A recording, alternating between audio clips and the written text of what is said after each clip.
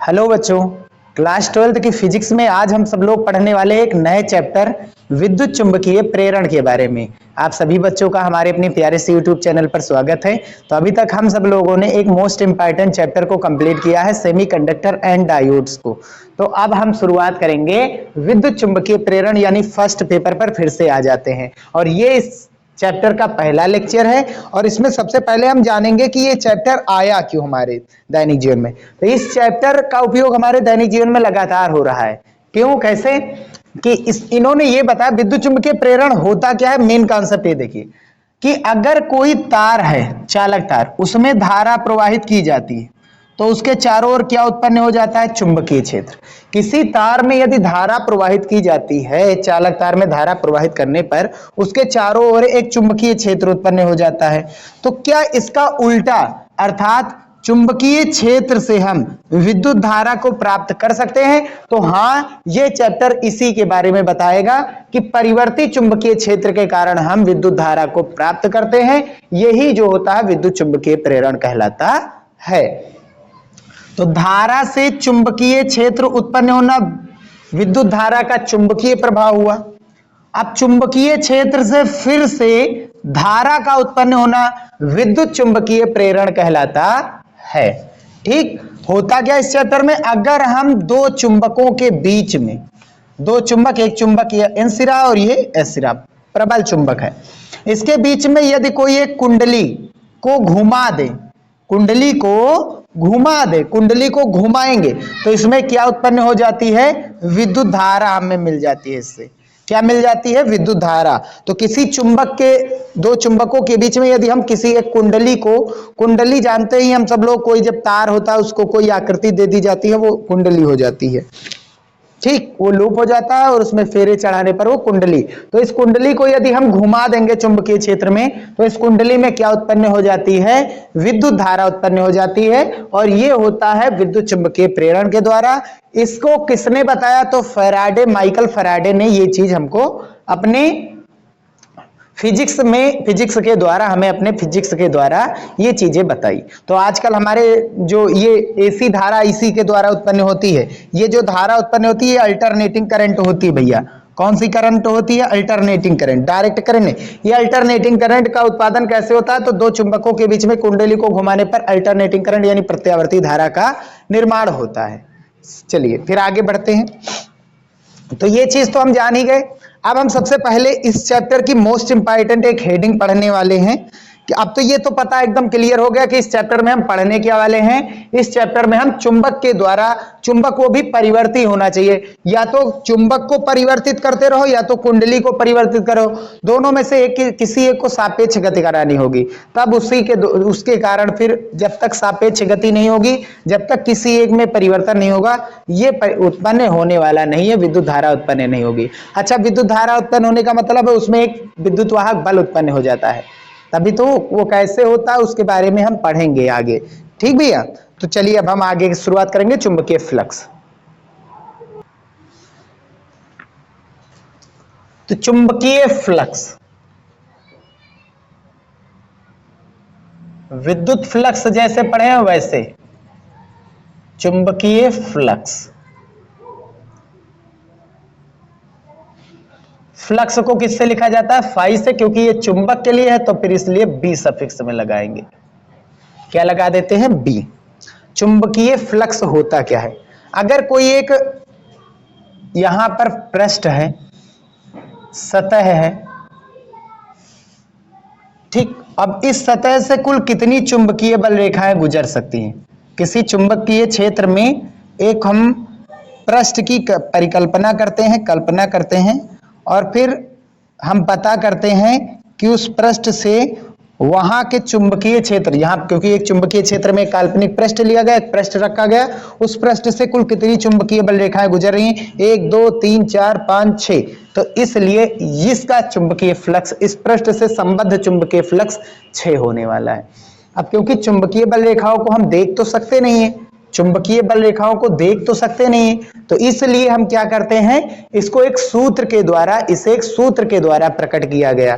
वो सूत्र क्या है कि फाई बी जो होता है वो बराबर होता है बी सदिश डॉट ए सदिश, जैसा कि विद्युत क्षेत्र में आता। तो ये विद्युत क्षेत्र होगा, विद्युत फ्लक्स होगा तो विद्युत क्षेत्र, चुंबकीय फ्लक्स है तो चुंबकीय क्षेत्र लिया जाएगा। ठीक है, और अगर हम दो सदिशों का बिंदु गुणन हटाते हैं तो यहां पर क्या जुड़ता है, कॉस थीटा, जहां थीटा क्या है, वेक्टर बी व वेक्टर ए के मध्य बना कोण। वेक्टर ए क्या है, क्षेत्रफल सदिश, वेक्टर बी क्या है, चुंबकीय क्षेत्र। तो चुंबकीय क्षेत्र तथा क्षेत्रफल सदिश के अदिश गुणन यानी बिंदु गुणन को चुंबकीय फ्लक्स कहते हैं। एक अलग से परिभाषा जो बेसिक होती है कि चुंबकीय क्षेत्र में स्थित किसी पृष्ठ से गुजरने वाली चुंबकीय बल रेखाओं की संख्या को चुंबकीय फ्लक्स कहते हैं। अब क्योंकि चुंबकीय बल रेखाओं को हम देख तो सकते नहीं है, केवल कल्पना की कर सकते हैं। चुंबकीय बल रेखाएं काल्पनिक रेखाएं होती है, तो इसलिए काउंट कर नहीं सकते, हम देख सकते नहीं, तो इसलिए एक फार्मूला बनाया गया है बी सदिश डॉट ए सदिश, यानी चुंबकीय क्षेत्र तथा क्षेत्रफल सदिश के बिंदु गुणन या अदिश गुणनफल को चुंबकीय फ्लक्स कहते हैं। और यहां पर अगर दो सदिशों का बिंदु गुणन जो होता है उसमें cos थीटा जुड़ता है। थीटा क्या होता है, वेक्टर ए और वेक्टर बी के मध्य बना कोण। जैसे यहां पर हमने मान लिया कोई एक सतह ऐसे रखी गई, ऐसे, तो इसका एरिया किधर आएगा, या तो लंबवत ऊपर या तो लंबवत नीचे आएगा।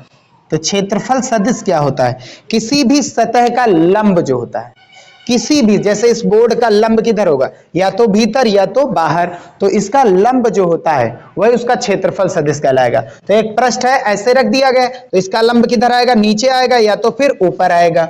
और चुंबकीय क्षेत्र किस ओर है, यदि सामने की ओर है, तो इनके मध्य जो कोण बनेगा वो होता है थीटा भैया। ठीक है, चुंबकीय क्षेत्र तथा क्षेत्रफल सदिश के मध्य बना कोण, यही क्या होता है, थीटा होता है। समझ में आई बात? ठीक, तो परिभाषा क्या है वो परिभाषा हम देख लेते हैं, बस इसके बाद हम कुछ चीजों के भी बारे में जानेंगे। तो परिभाषा, दो परिभाषाएं हैं, एक फार्मूला बेस्ड है और एक बेसिक हमारा कि होता क्या है आखिर चुंबकीय फ्लक्स।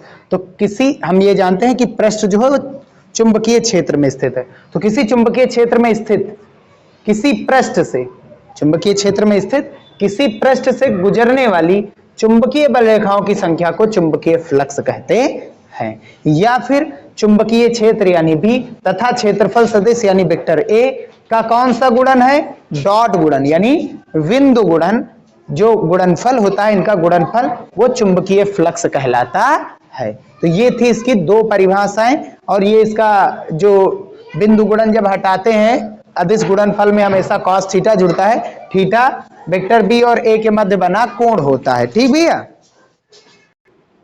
तो मात्रक क्या होते हैं, मात्रक क्या होगा इसका वो चीज हम देख लेते हैं। चलिए, तो सबसे पहले नोट में अब हम देखेंगे चीजों को। सबसे पहला जैसे है प्रतीक, इसका क्या होता है, ठीक, इसका मात्रक क्या होता है,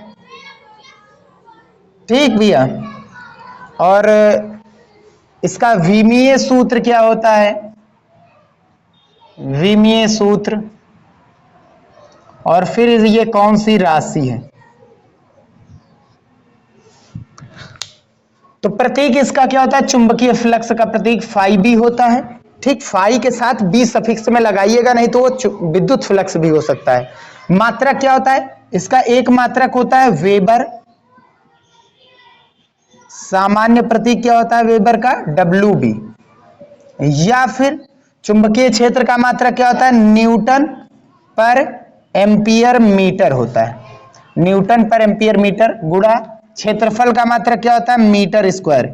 एक मीटर से एक मीटर कैंसिल, ये बना क्या, न्यूटन मीटर प्रति एम्पियर, न्यूटन मीटर प्रति एम्पियर। और विद्युत फ्लक्स में क्या था, न्यूटन मीटर प्रति कूलम, यहां करंट की बात होगी इसलिए एम्पियर आया। चुंबकीय क्षेत्र में करंट की बात होती है, आवेश गति करता है, वहां पर स्थिर आवेश था तो कूलम आया था।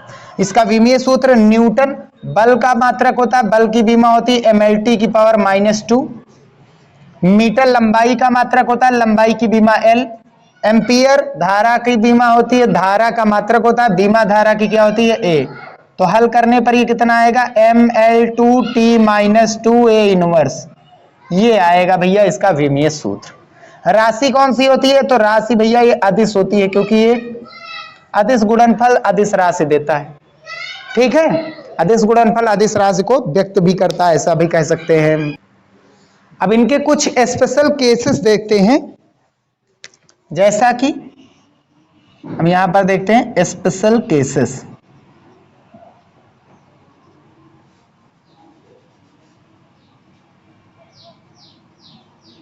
क्या है वो स्पेशल केसेस? सबसे पहला है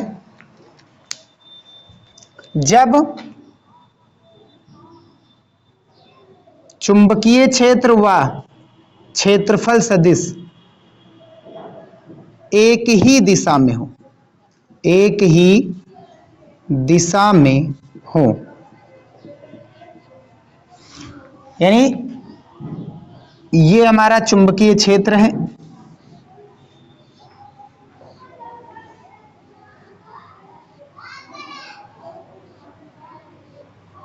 ठीक, और यहां पर कोई पृष्ठ रख दिया गया ऐसे, ठीक। अब फ्लक्स एक अदिश राशि, हमको अगर फ्लक्स का पॉजिटिव मान चाहिए होगा, धनात्मक मान चाहिए होगा, तो हम जो क्षेत्रफल सदिश होता है उसकी दिशा सदैव चुंबकीय क्षेत्र की ओर ही लेते हैं। ठीक है, अब यहां से हम देख सकते हैं हमेशा क्षेत्रफल सदिश की दिशा चुंबकीय क्षेत्र की ओर लेते हैं। जैसे विद्युत क्षेत्र में हमने बताया था कि क्षेत्रफल सदिश की दिशा सदैव विद्युत क्षेत्र की दिशा में लेंगे, जिससे फ्लक्स हमारा धनात्मक बना रहेगा, बस इसलिए। अब इन दोनों केसेस में, इस केस में एंगल कितना बनने वाला है? 0 अंश। तो फ्लक्स का मान कितना होगा? phi b = BA cos theta होता है, और यहाँ थीटा कितना बन रहा है? दोनों एक ही दिशा में है, 0 अंश। cos 0 अंश का मान 1। अब इस केस में जो फ्लक्स होता है वो सबसे अधिकतम होता है, सबसे ज्यादा चुंबकीय बल रेखाएं इसी केस में निकलती हैं पृष्ठ से, और वो भी कितनी? BA। अगर कभी भी हमें चुंबकीय फ्लक्स का अधिकतम मान चाहिए होगा, वहां पर हम एंगल कितना रखेंगे? 0 अंश। फिर अब चुंबकीय क्षेत्र और क्षेत्रफल सदिश एक दूसरे पर क्या हो? लंब हो, ठीक। तो ये पृष्ठ है, मान लीजिए ये एक ऐसा पृष्ठ है, इसका एरिया A है, तो इसका एरिया वेक्टर किधर आएगा? लंबवत ऊपर। और चुंबकीय क्षेत्र किधर है? सामने की ओर। ये चुंबकीय क्षेत्र है, चुंबकीय क्षेत्र की दिशा ऐसे। अब इस केस में थीटा कितना बनेगा? क्षेत्रफल सदिश ऊपर है, चुंबकीय क्षेत्र सामने है, एंगल कितना बनेगा हर एक जगह? 90 डिग्री। अब वैल्यू रखेंगे तो फ्लक्स का मान यहां से निकालेंगे, तो फ्लक्स क्या होता है? BA cos थीटा का मान कितना है? 90 डिग्री, और cos 90 कितना होता है? 0। तो सबसे कम चुंबकीय फ्लक्स हमें कहां पर मिल रहा है? जब एंगल कितना होना चाहिए? 90 डिग्री होना चाहिए, तब हमें फ्लक्स का मान 0 मिल रहा है, यानी चुंबकीय बल रेखाएं कहां पर गुजरेंगी? एक भी नहीं गुजरेंगी। ऐसे रखेंगे, चुंबकीय बल रेखाएं सीधी जा रही हैं, ऐसे हाथ रखेंगे तो ज्यादा निकलेगा, हाथ ऐसे रख देंगे तो फिर कहां जाएंगी? बहुत मुश्किल से कभी एक चली गई तो चली गई, नहीं तो यहां पर देखिए 0 कह रहा है, यानी कुछ भी नहीं जाने वाली है। जो तीसरा केस हमारा है, अगर किसी कोण पर हो, क्षेत्रफल सदिश तीसरा केस है, क्षेत्रफल सदिश और चुंबकीय क्षेत्र और क्षेत्रफल सदिश के मध्य कोई एंगल हो, थीटा कोण पर हो, थीटा कोण हो, ठीक। थीटा कोण होने का मतलब क्या है? कि ये चुंबकीय बल रेखाएं हैं, जा रही हैं,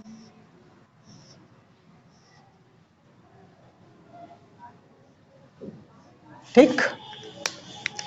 चुंबकीय बल रेखाएं किसको प्रदर्शित कर रही है? चुंबकीय क्षेत्र को। अब की बार टेढ़ा रखा गया, चुंबकीय जो पृष्ठ हमारा है वो टेढ़ा है, तो क्षेत्रफल सदिश किधर आएगा? नीचे की ओर आएगा। अब इनके बीच एंगल कितना है? थीटा, जो कि 90 डिग्री से कम है, यानी इस केस में फ्लक्स का मान कितना होगा?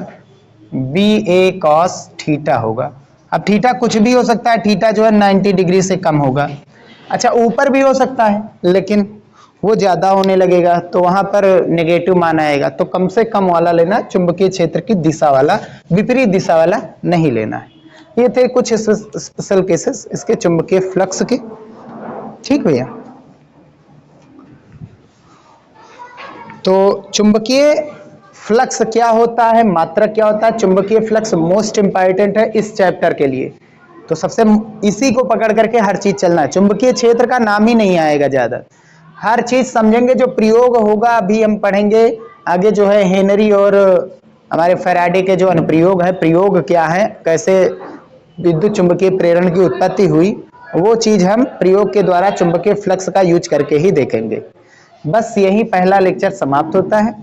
ठीक है, आगे लेक्चर में हम सब लोग पढ़ने वाले हैं फैराडे का नियम। उससे पहले हम जानेंगे इस चैप्टर में जो प्रयोग हुए हैं, कैसे विद्युत चुंबकीय प्रेरण की घटना जो है कैसे उत्पन्न हुई, उसके बारे में पढ़ेंगे। मिलते हैं नेक्स्ट वीडियो में।